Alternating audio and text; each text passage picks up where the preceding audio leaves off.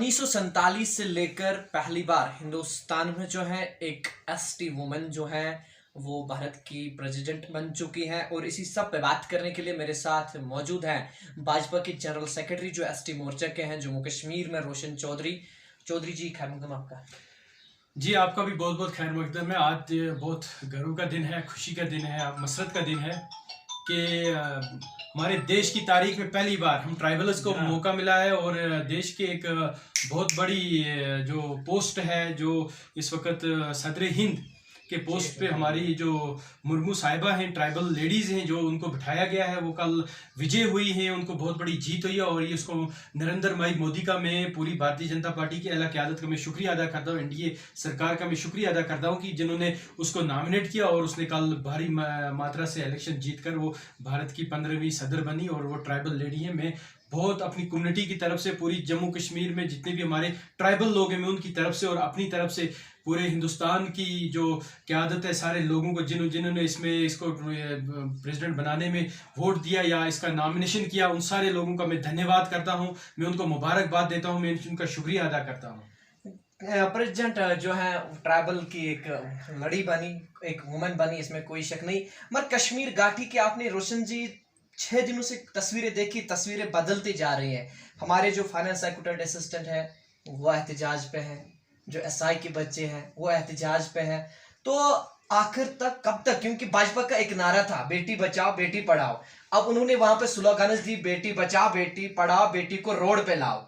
बेटियां रोड पे हैं, वो रो रही हैं, दर दर के ठोकरें खा रही हैं।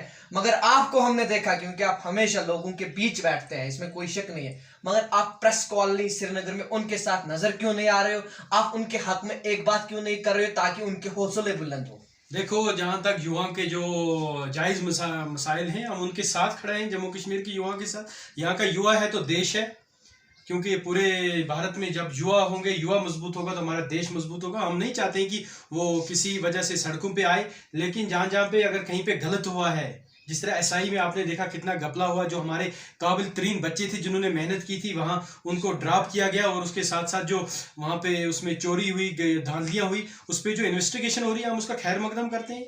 अगर फाइनेंस सेक्रेटरी में भी ऐसा जनाब, कुछ मैं कह रहा हूँ आप हर बार लोगों के बीच नजर आते थे, मगर बड़ी बदकिस्मती की बात है आप इन बच्चों के साथ नजर नहीं आ रहे हो। जो बच्चे एहतजाज पे है, क्यों रोशन चौधरी उनके साथ नजर क्यों नहीं आ रहा है? क्या पार्टी के जानिब से कोई दबाव आ गया आप वहां बैठोगे? मैं एक अल्लाह की ज़ात से डरता हूँ, क्योंकि मेरी जान सिर्फ उसके हाथ में है। मैं एक आज़ादाना शहरी हूँ, मैं किसी चीज़ से घबराता नहीं हूँ। या हमारा देश जमहूरी मुल्क है, यहाँ बात रखने का हक है, लेकिन हम बात वही रखेंगे जो हक की बात होगी, जो जायज़ बात होगी, जो संविधान के मुताबिक होगी। तो लड़कों की जहाँ तक बात है, जहाँ तक हम उनके साथ खड़ा है, मैं बार बार अपनी आला क़यादत से भी बात करता रहता हूँ उनके मुतलिक। तो जहाँ तक अब हमें भी मौका मिलेगा, मैं हर वक्त आवाम के, क्योंकि मेरे बहुत सारे मसाइल होते हैं, कभी एक ट्राइबल एरिया में जाना, कभी दूसरे ट्राइबल एरिया में, आप खुद ही देख रहे हो, मुझे कश्मीर के कोने कोने में जाना पड़ता है, तो मेरा टाइम बहुत कम होता है। मैं आज भी कुछ अपने लोगों के, युवाओं के बीच में था, उनकी बात सुनी। तो जहाँ तक उनका ताल्लुक है, तो हमें उनका समर्थन करता हूँ। अगर उनका जायज़ मुतालबा है, उनको संविधान देता है, ठीक है, वहाँ पे गड़बड़ नहीं हो, तो हम उनका समर्थन करते हैं। मैं एलजी साहब से भी कहना चाहता हूँ, एडमिनिस्ट्रेशन से भी कहना चाहता हूँ कि उनकी बात को गौर से सुना जाए। गाठी में असेंबली के इंतखाबातों की तैयारियां जो है वो शुरू हो चुकी हैं। आपको लग रहा है कि गाठी में भाजपा जीतेगी? क्योंकि डीडीसी जो इंतखाबात हुए थे उनके नताइज आपके सामने भी है, मेरे सामने भी है। देखो, डीडीसी नताइज तब से और आज जमीन और आसमान में आपको कितना फर्क लगता है?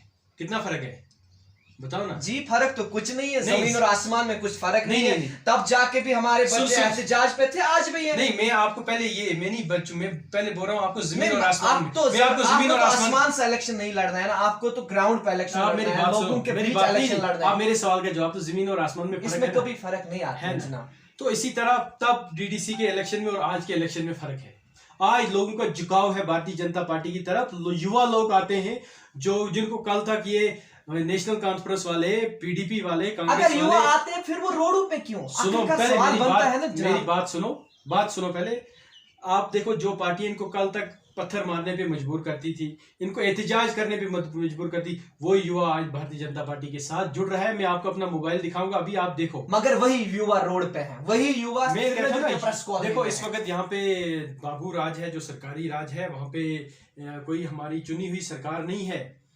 युवा की, हम कहते हैं हमारी पार्टी, हम लोग, हम युवा के साथ है। जो भी उनके जायज़ मुतालबात है, हम कहते हैं कि वो लोग सड़कों पे नहीं आने चाहिए, उनके मसाइल हल होने चाहिए। ये हम कहते हैं, हमारी पार्टी का भी ये मंशूर है और हम सारे लोग ये कहते हैं। और बहसीती इखलाकी तौर भी मैं कहता हूँ कि युवाओं के साथ इंसाफ होना चाहिए, जहाँ के उनके साथ नाइंसाफी हुई है। शुक्रिया। युवा जो है वो रोडों पे है और रोशन चौधरी का कहना है कि अल्लाह के ज़ात के बगैर मैं किसी से डरता नहीं। और युवा की बात जो है वो मैं कोशिश करूंगा कि जो सेंटर की क़यादत है उन तक पहुंचाऊं और युवा के साथ जो है कश्मीर घाटी के जितने भी युवा है जो एहतजाज में इस वक्त, ताकि उनके साथ इंसाफ हो। अपने साथी सरताज भट्ट के साथ मैं शाहिद हसन।